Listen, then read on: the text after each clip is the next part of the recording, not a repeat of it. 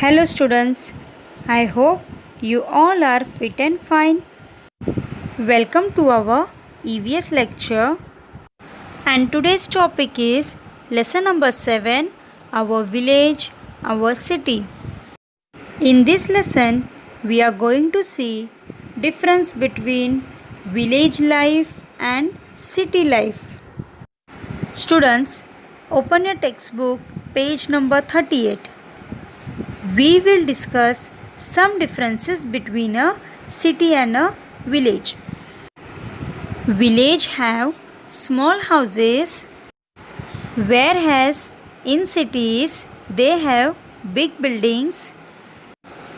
In village, dressing is also simple, means mostly they wear their traditional costumes, whereas in cities they wear western costumes. Villages have small and few schools, whereas in cities they have big schools, colleges and universities. Most of the village people work in fields, whereas in cities they work in offices. In villages, markets are small and they are known as weekly markets, whereas in cities there are big malls, supermarkets. Moving forward students, open your textbook page number 40. You all can see these pictures. First one, which of the things in these pictures are produced on a farm? Cabbage, apple, cauliflower. Second one, where else can these things be obtained? We can obtain this in market. Third one, which articles in this picture are produced in a factory? Umbrella, shirt, that is clothes, cycle. Fourth one, where else can you find these articles?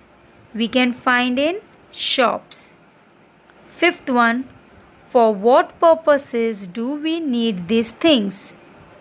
We need these things to satisfy our need. Right students? Sixth one, which means of transport are used to move these goods to urban and rural areas? By railways, roadways and waterways. Grains, vegetables, milk, etc. come from villages. Bicycles, toys, books, etc. come from the city. Farming implements, clothes, medicines, automobiles, soaps, glass, light bulbs, etc. are made in factories. Factories are mostly situated near the city. People living both in villages and cities use all these things. Thus, they are dependent on each other for their needs. Means of transport and communication are necessary to fulfill the needs of the people. Earlier, there was a big difference between the city and the village. Now, this difference is reducing. The facilities available in cities are now becoming available in villages as well. Means of transport. Students, you all know, as man's need increased, he invented new means of transport. Earlier, goods were transported by animals, you all know that, like bullocks, elephants, camels, horses and donkeys. Next, vehicles such as bullock carts and horse carts were used. Then slowly, ships, automobiles and trains were invented, followed by aeroplanes.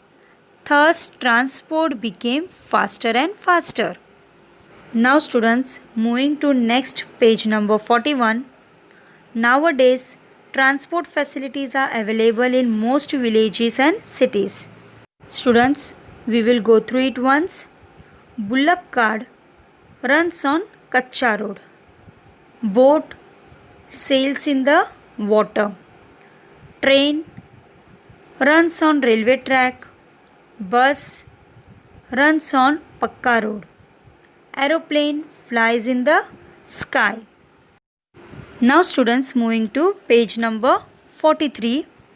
Students, what we can see in this picture? First one, what is grandfather reading? Grandfather is reading newspaper. Second, what is Tai using to find some information? What she is using? She is using a computer. Third one, what is grandmother watching? Grandmother, she is watching television. Fourth one, Dada is listening to songs. What has he put in his ears to do this? He has put earphone. Fifth one, what is father using to speak to someone? He is using a mobile. Sixth one, who is at the door? What is mother taking from him? Who is at the door, students? Postman, right. And mother is taking letter from him. Students, you must be knowing that things like letters, computers, mobile phones, newspaper, TV, music player, etc. all of these are used as means to send and receive information and messages.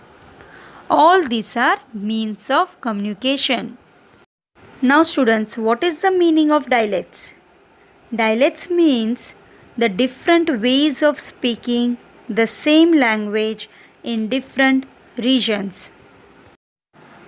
Man uses language to talk to each other and to communicate his thoughts to other people. The same language is spoken in different ways in different regions. The pronunciation of the words changes with the region. Words from other languages enter our language.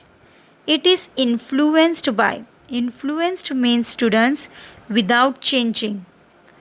Means it is influenced by other languages.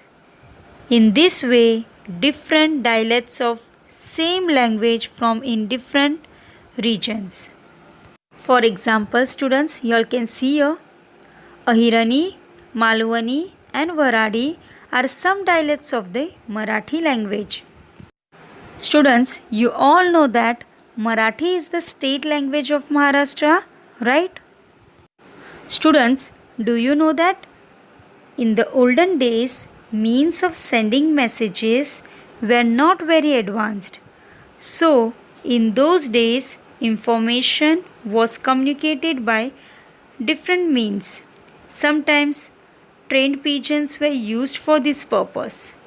A message was sent by writing it down on a piece of paper or cloth and tying the piece to bird's leg. Students, what we have learned, we will go through it once. The interrelationship between cities and villages, means of transport and communication, the need for means of transport and communication, transport facilities and famous places in our district and taluka. Students, I hope you all have understood this lesson very well. Thank you. Stay home, stay safe.